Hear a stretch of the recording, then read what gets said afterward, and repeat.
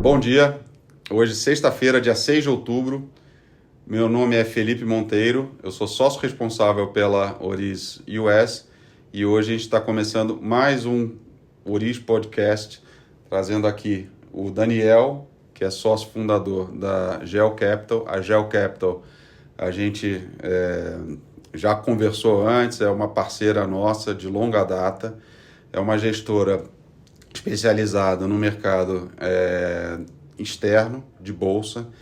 Então, Daniel, queria já começar o assunto. Eu acho que antes da gente entrar propriamente aí falando um pouco de mercado e uns updates aí da carteira, de estratégia, tudo, eu acho que vale a pena a gente fazer uma introdução, você comentar um pouquinho da Geo.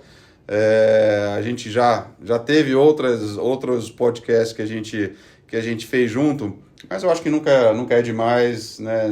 Que eu acho que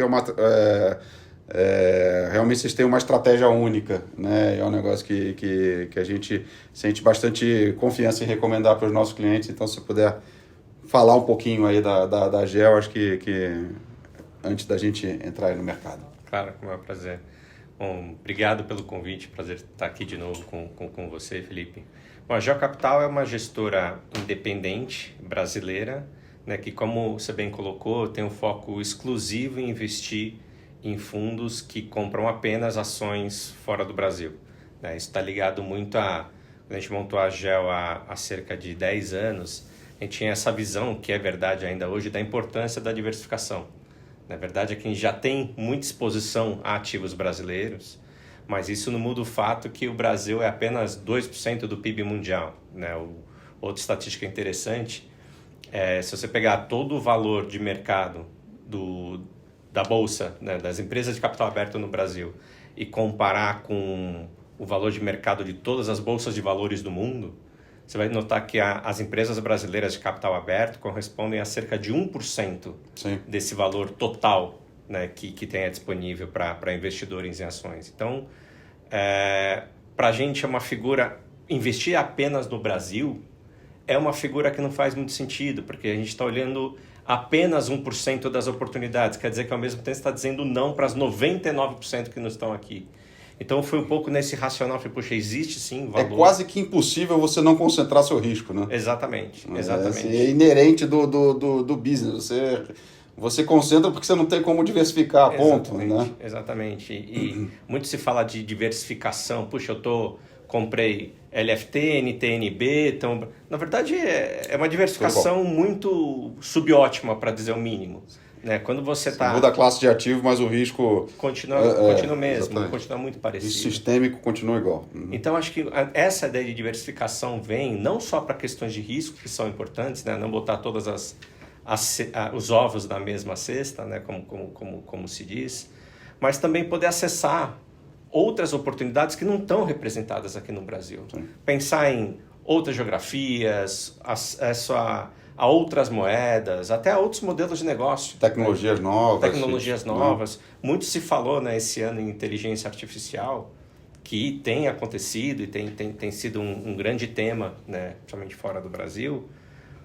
Quem está investindo fora já está conseguindo ter exposição Sim. a essa tecnologia ou a ganhar dinheiro com a tecnologia. Aqui no Brasil, não. Sim. Não quer dizer que não vai acontecer, eventualmente isso vai acontecer, mas no Brasil a gente não tem, né, todos os setores e todos os modelos de negócio bem representados na Bolsa de Valores. Então, foi com essa figura de diversificar tanto risco quanto retorno, possibilidades de retorno, que a gente montou a Geo há 10 anos e a gente vem ajudando nessa jornada do brasileiro de poder diversificar mais, conhecer mais essa classe de ativo, porque com certeza traz muito benefício. Esse discurso, assim, para a gente aqui na Oriz é música para os nossos ouvidos. É exatamente isso que a gente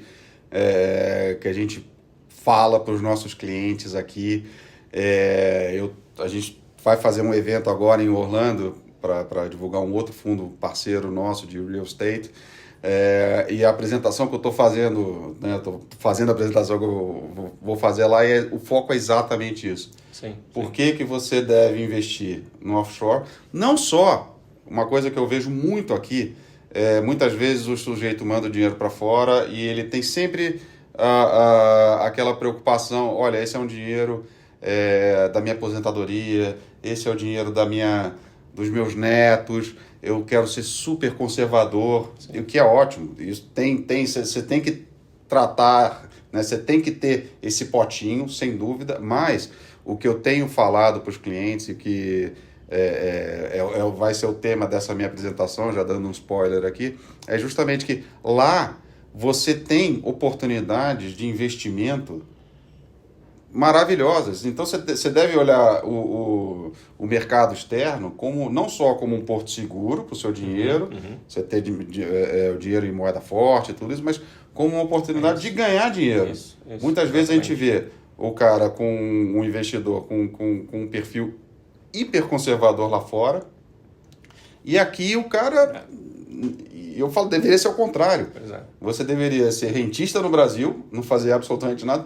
Toda oportunidade de investimento você deveria focar lá fora, porque justamente por tudo isso que você falou, diversificação, acesso a novas tecnologias, moeda forte, volatilidade é metade da do Brasil, o risco que você corre lá é metade do Brasil. Então, assim, não tem porquê. E hoje o acesso que a gente tem, né, isso para todos aqui, para todos, praticamente qualquer ticket você consegue aplicar lá fora, né? Você tem instrumentos hoje muito eficientes, né? A abertura de conta lá fora é um negócio super rápido, né? Não tem muito porque você... uma coisa que eu escuto também sempre, né? Ah, poxa, mas aí o dólar nesse nível, o CDI... Isso é verdade, mas se você olhar no longo prazo, isso é tão irrelevante, Eu fiz um estudo outro dia, né? Se você pegar o CDI nos últimos 10 anos, em dólar, ele perdeu para a rentabilidade da Treasury. Quer dizer, você ficou aqui no Brasil, correndo um monte de riscos político, regulatório, toda a concentração, tudo isso que a gente já... Eleições, né? Essa volatilidade toda.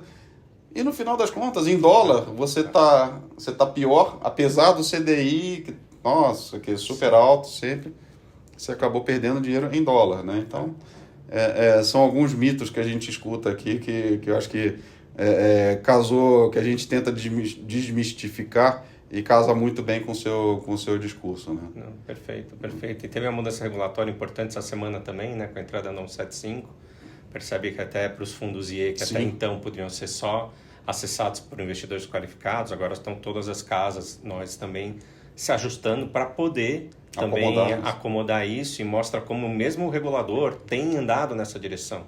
Está andando nessa direção de poder deixar mais acessível, né, para o investidor brasileiro de qualquer tamanho essa classe de ativa, dado o benefício que ela traz no portfólio, né? Então, certamente é uma mudança e um caminho que muito provavelmente sem volta e certamente para o benefício do investidor. Eu acho que sem volta, eu acho que com potencial de crescimento enorme.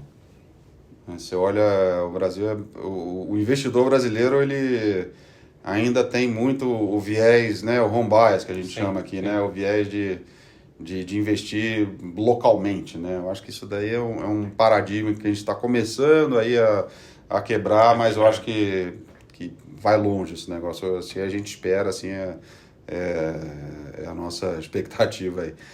Daniel, agora entrando um pouquinho mais nos mercados, né? A gente teve, desde a última vez que a gente se falou, a gente teve um rally do S&P, né? O S&P subindo junto com as Treasuries, liderado pelo S&P, né? O S&P tomando aí o protagonismo a partir do momento que o Fed disse que não ia mais, enfim, que já estava ali meio que chegando ao fim do ciclo de aperto. Ele meio que já deu o plano de voo, o mercado entrou naquela euforia de que não ia ter, que a recessão não ia ser tão grande, que ia ter um soft landing, era aquele mercado de Goldilocks que não está nem tão quente, nem tão frio, tá aquele morninho, tá, né, a piscina quentinha, tá tudo gostoso, então todo mundo pulou no risco. Teve aquela performance maravilhosa junto com a Treasury subindo, o que não atrapalhou em nada, né? O movimento. E aí a gente chegou em agosto, Aí todo mundo, opa, peraí, calma, não é bem assim. O Fed falando que talvez não tivesse ainda no final. Olha, talvez eu tenha que estender o nível de juros por mais tempo. O mercado tinha embutido muitas quedas já. A parte longa da curva de juros subiu bastante. Hoje está praticamente, né? A curva de juros virou uma reta. Está praticamente, desde a parte curta até a parte longa, está praticamente tudo no mesmo nível. E aí, né, você teve uma realização da Bolsa, o protagonismo passou a ser realizado pela Treasury, né? A Treasury passou a ser a coisa mais importante de tudo. Né? Então, dos últimos 1 mês e meio aqui, né, todo mundo só fala de Treasury. Né? A Treasury é o principal direcionador aí dos ativos de risco. Dentro dessa mudança aí que a gente teve de cenário, que, assim, diga-se de passagem, teve um componente técnico grande também, não necessariamente você teve uma mudança relevante de cenário, né?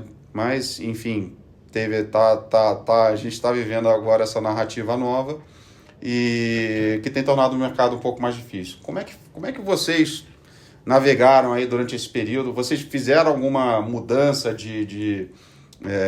na estratégia? Teve alguma coisa relevante aí que vale a pena vocês destacarem?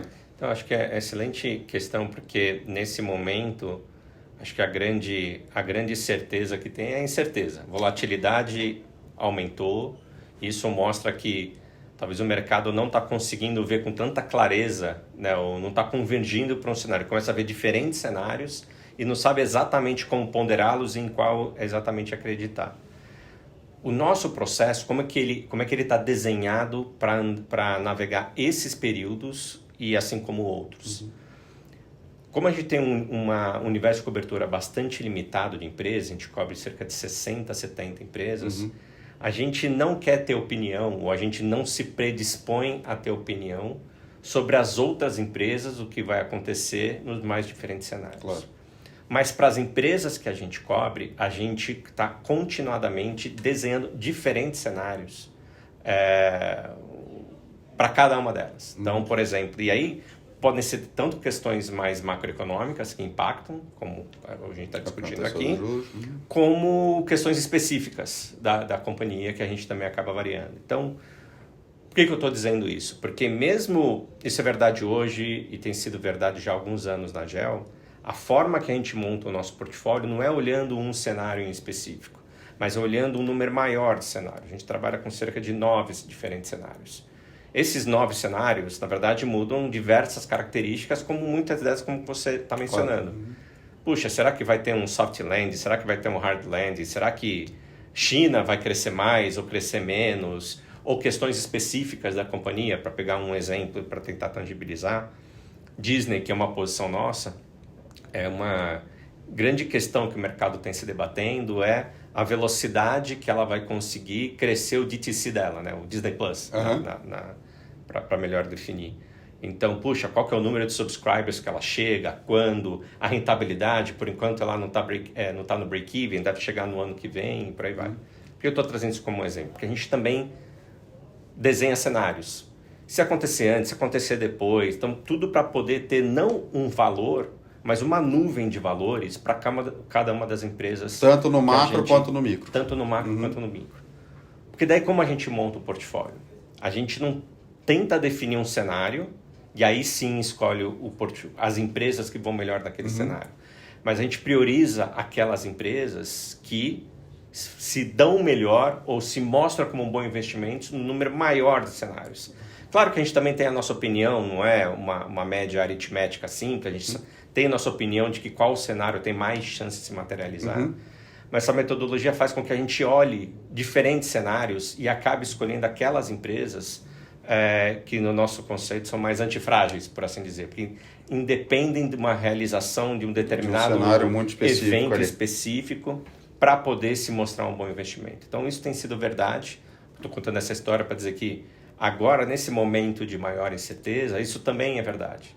Obviamente, tem aquelas empresas que também estão sujeitas a toda essa dinâmica em termos de custo de capital, que a gente vem vendo, questões macro, mas tem questões micro que são tão grandes ou maiores, são tão grandes ou maiores que às vezes até acabam impactando mais na percepção de valor intrínseco do que questões macro que sim existem, mas então isso dá a chance para a gente de montar um portfólio que, de novo, ele é mais resiliente e que a gente consiga apostar aí sim no que a gente entende que tem um edge, que é análise bottom-up, entender cada modelo de negócio e com isso posicionar o portfólio para o futuro. Eu acho que no final das contas é aquela máxima, né? Quer dizer, acho que a gente tem já bastante cabelo branco aqui, bastante tempo de mercado, assim, no final das contas, você é bem sucedido se você escolhe os ativos com maior margem de segurança, né? Eu acho que essa que é o negócio, né? Você tentar pegar a faca caindo ali, tentar pegar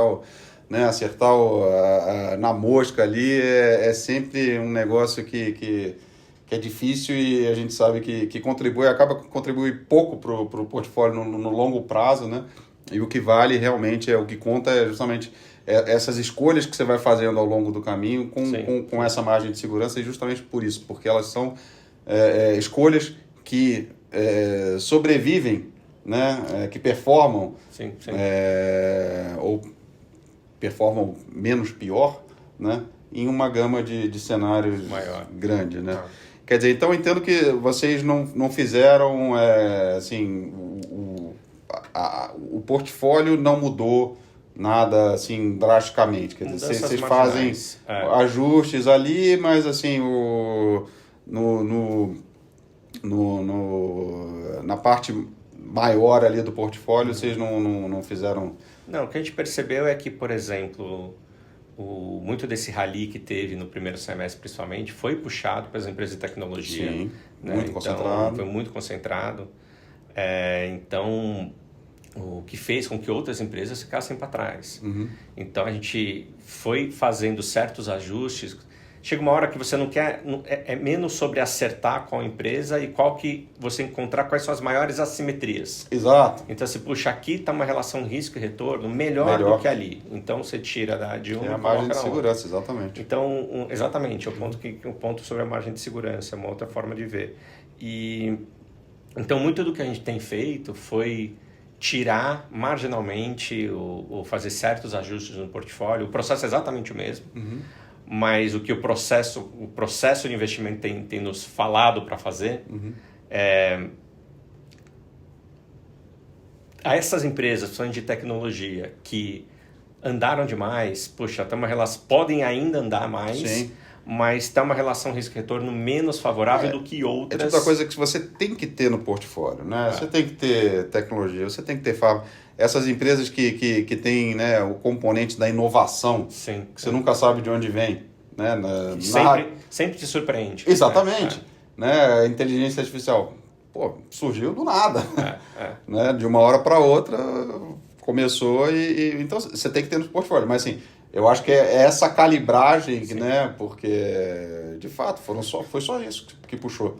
Né? Se você olha os outros setores ali da economia mais tradicional, ficaram muito para trás. Né? Então, realmente tem um bottom fishing aí que a gente fala, né? Que é aquela... o que sobrou ali tem muita coisa de valor, né? Sim. E, Daniel, aí, né, entrando, né, continuando, seguindo no tema, aí a gente viu né, junto com essa piora que a gente viu nas bolsas, não só nas bolsas, né, mas você pega os ativos de risco de maneira geral, né, especificamente do dólar. Né? O dólar saiu aí de 4,70, que chegou a bater, para agora 5,10, 5,15, e numa velocidade muito rápida. Né? Se você olhar, parece que o Brasil fez alguma bobagem. E não foi isso, né? Porque se você olhar o Brasil, a moeda brasileira, os ativos brasileiros num contexto global, né, a gente teve uma performance relativa ok. Né? A gente não foi o pior aluno da classe em absoluto. Né? Pelo contrário, acho que a gente passou ali junto com os nossos com os nossos colegas ali de mercado emergente. Então você pega moedas praticamente de todos os países, andaram o que o real andou, as bolsas a mesma coisa. Então foi um negócio, por isso que a gente aqui na Oriz, a gente tem discutido muito o negócio da Treasury, né? Sim. A Treasury, os juros americanos subiram muito rápido e você teve uma piora geral de todos os ativos de risco, todas as classes de risco, exceto o petróleo, que foi também, inclusive, um dos motivos da alta dos juros. Mas você teve uma piora bem espalhada, né? Sim. Não dá para dizer que o Brasil fez alguma bobagem, né? Mas, dito isso, o dólar saiu de 4,70, está 5,15, 5,20, né? E a Bolsa lá fora ensaiou essa piora, né? Por mais modesto que tenha sido essa realização, né? A gente teve um mês ruim. Como é que vocês estão vendo o momento agora, assim? É hora de entrar?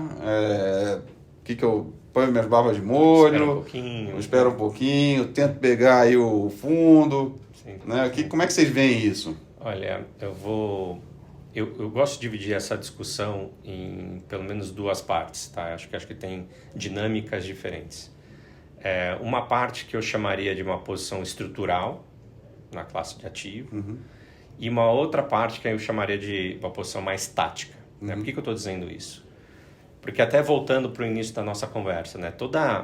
Independentemente da conjuntura econômica que está acontecendo, do nível de juros, de realização de bolsa e por aí vai, a verdade, aqueles pontos que a gente mencionou de que o Brasil é 2% do PIB, que as empresas brasileiras correspondem apenas a 1%, vou simplificar, das oportunidades, né? Pensando no valor de empresa na bolsa, em termos de valor de mercado. Essa figura era verdade há 5 anos, era verdade ano passado, é verdade esse ano, vai ser verdade ano que vem, muito provavelmente vai ser verdade daqui a 5 anos. Então, ter uma posição, que eu vou chamar inicial, estrutural, na classe de ativo, eu acho que é fundamental, independentemente do momento de conjuntura. Precisa ter. Passa por esses pontos de diversificação de risco e diversificação de retorno que a gente conversou. Feita essa discussão de uma posição estrutural na classe ativa, aí acho que cabe uma segunda discussão, que eu chamo de posição tática. Será que tem condições agora que fazem com que faz sentido eu ter um pouco mais do que minha posição estrutural, dado que tem situações tais ou circunstâncias tais que estão me jogando uma oportunidade desproporcional? Então, e aqui a resposta para a gente, em muitos casos, é que também é o caso. É difícil ver isso quando a gente olha a média do S&P, né? Mas na nossa visão tem uma grande dispersão de resultados, de condições, de situações, de preços dentro do S&P. Então, um pouco algo que ficou muito fora de moda nos últimos anos, que é a gestão ativa. Né? O juros estava tão baixo, né? Cai os juros, todos os ativos sobem.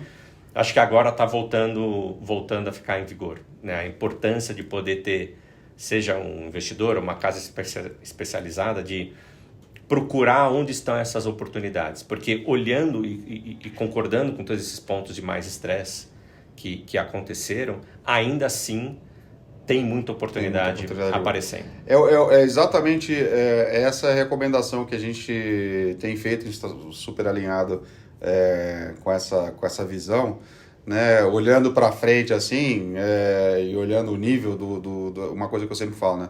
Você olha o S&P agregado, ele te conta uma história, você olha o S&P aberto, uma história completamente diferente, né? Então, olhando para frente, a nossa expectativa aqui na Oriz é que você não deve ter ganhos tão bons no agregado, mas dentro desse, né, dentro intersetorial ali, tem muita oportunidade. Muita oportunidade, né? E aí você pega né, você vai acabar indo para os setores mais tradicionais da economia, setores que pagam mais dividendos, setores que às vezes têm um beta um pouquinho menor, são menos sensíveis a ciclos econômicos, né? Então, você tem boas oportunidades nesse momento. Se você, né, pensar um pouquinho fora da caixinha, é por isso que é importante você ter esse tipo de especialização, como é o caso da GEL, obviamente, né? Ter pessoas ali que saibam olhar ali o S&P embaixo do capô, né, para ver o que tá bom, o que tá ruim, né? Separar o joio do trigo. Exatamente. Exatamente. Né? Eu acho que é exatamente isso, né? Eu acho que a gente tá esse ano ficou muito latente isso, né? Sim. Então tem essa importância, né, de ter dólar na carteira, porque ele tem esse efeito justamente de amortecer oscilações muito grandes de bolsa lá fora. Isso não necessariamente é uma verdade sempre, mas mais regra do que exceção. Quando o mercado fica mais nervoso... Muito mais regra do que exceção. Quando o mercado... A gente que tem... Muita exposição sente isso. Sim. Mas o mercado tende a realizar, né? Tem o risk-on, né? Todo mundo fica mais avesso a risco. E a nossa moeda é vista como um ativo de risco, não por nós, mas por grande parte do mundo. Então, nessa hora sai e se acaba tendo um efeito de compensar os dois ativos, que para o investidor diminui volatilidade, e isso acaba sendo também uma boa um agregado ali do seu portfólio, né? Sempre ele tem esse componente, né? Sem dúvida. Então você e aí é quase que o melhor dos dois mundos, né? Quer dizer, e aí reforça aquele ponto inicial nosso, né? Do ponto de vista de risco, né? É quase como você ter um hedge ali natural, né? Como você falou, não é perfeito, obviamente, mas dá uma boa compensada, né? Você pega esse movimento que teve, a S&P caiu 7%, o dólar subiu 7%, você meio que ficou no zero. Ficou quase no zero, né? Sem contar que aqui a taxa de juros subiu pra caramba, então você perdeu dinheiro nos pré-fixados, você perdeu dinheiro nas suas NTNBs, então aquele portfólio tradicional aqui também sofreu, né? Exatamente, o seu portfólio lá fora ele ficou um pouco mais tranquilo. Então, eu acho que esse seu ponto é ótimo, ele só reforça, né, nossa primeira pergunta lá, né? Sim.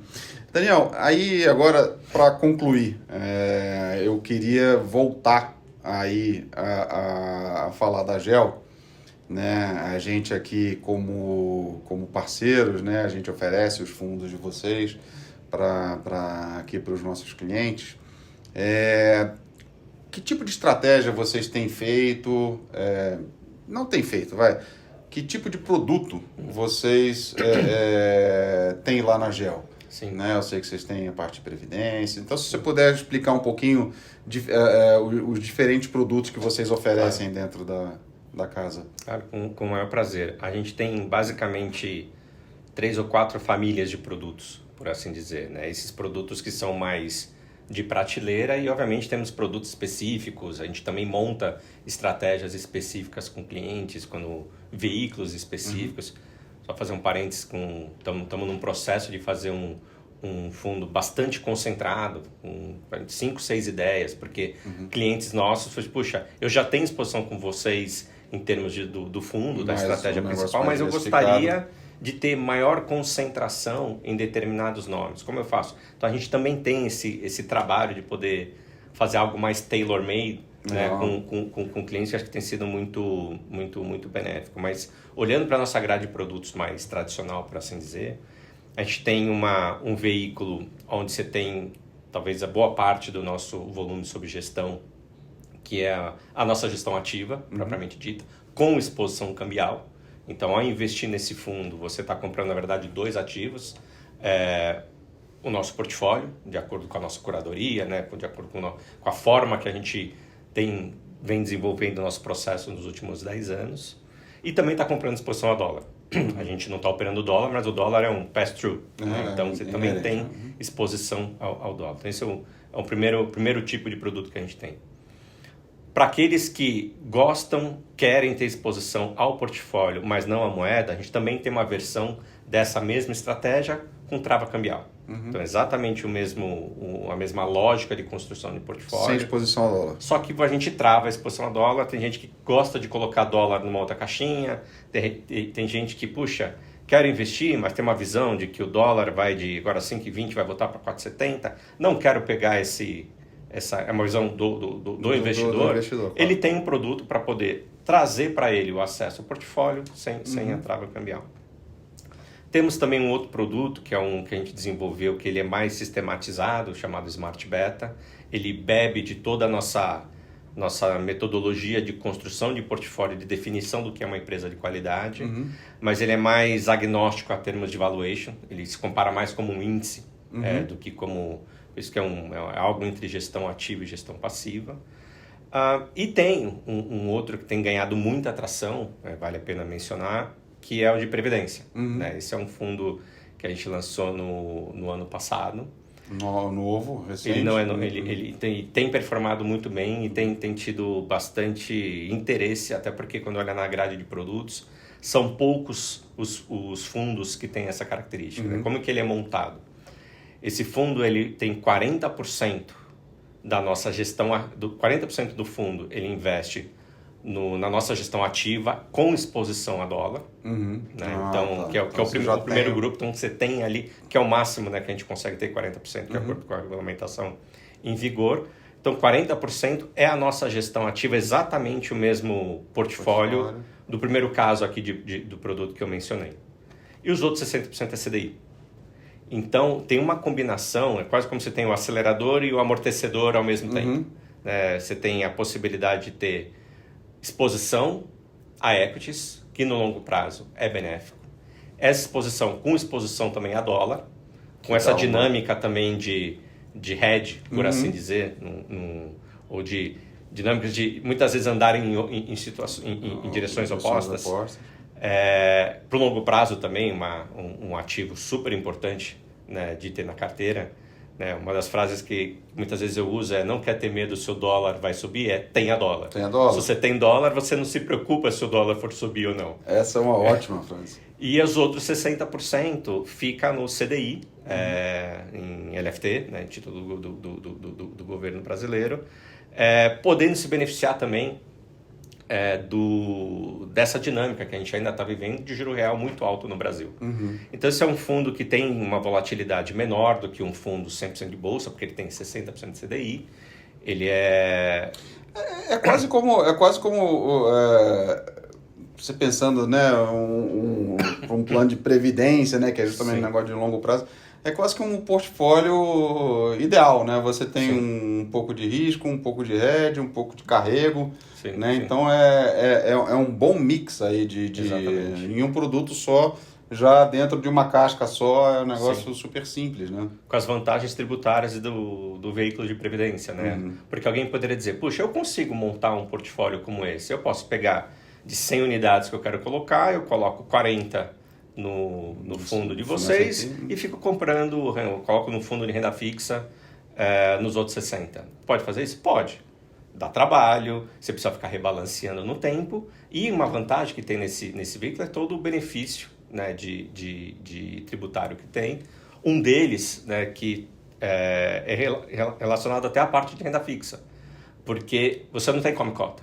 Né? Se você for colocar o seu dinheiro, os 60, e você mesmo colocar no fundo de renda fixa, você vai sofrer come-cotas, o que vai afetar. Aqui não. Aqui ele vai ficar rendendo exatamente junto com os outros 40%, que está alocado em bolsa, e você só vai pagar imposto de renda no resgate lá na frente, se tiver ganho de capital. E provavelmente, se você fizer isso separado, você vai estar pagando mais taxa de administração do que no seu produto. Exatamente. Porque vocês deram uma boa descontada na taxa de administração, né? Sim. Então, esse é um veículo que cobra 1% de administração com 0 de performance. Então, realmente acaba sendo uma proposta de valor para longo prazo, realmente muito, muito interessante. E acho que, né, talvez seja essa uma das razões que tem caído no gosto de muitos clientes. Tá? É um veículo que faz muito sentido, né? Você pensar nisso para a sua aposentadoria, Né? Você quer estar, o que a gente fala aqui, né? Você quer estar alocado ali, né? Justamente nessas empresas, nesses mercados, você quer estar na locomotiva, né? Você quer ter o teu dinheiro ali, você pega a performance histórica da Bolsa americana, só para citar um e comparar com a nossa aqui, a diferença é gritante, né? Exatamente. Então, fora todos aqueles aspectos de diversificação, de risco menor, enfim, tudo aquilo que a gente já abordou. Mas é isso, eu acho que a gente cobriu aqui bastante coisa, falamos bastante de mercado, eu acho que a gente está alinhado, eu acho que por isso que a gente tem tanta confiança em oferecer o produto da GEL, porque assim, realmente eu acho que é um alinhamento ali, pensando, né, anos e anos à frente. Eu acho que a gente está super alinhado indo na mesma direção. A gente realmente acredita nas mesmas coisas que vocês. Então, a gente tem muito conforto em oferecer a GEL para os nossos clientes. Mas é isso. Eu queria agradecer a sua presença mais uma vez. Eu espero que na próxima vez a gente esteja falando aí, né, navegando em mares um pouco mais calmos, né? Eu acho que a gente agora está... Hoje, inclusive, teve o payroll ali, que deu uma chacoalhada adicional, como se não bastasse, né? Essas últimas 2 semanas, mas enfim... Garantida a nossa dose semanal de emoção. Dia de emoção, e para o fim de semana ter um pouquinho mais para relaxar, né? Então, eu espero que na próxima vez a gente esteja um pouquinho mais calmo aí o mercado, mas de qualquer maneira eu queria te agradecer a sua presença. E é isso. Bom fim de semana a todos. Estamos concluindo aqui mais um Oris Connection e muito obrigado. Obrigado.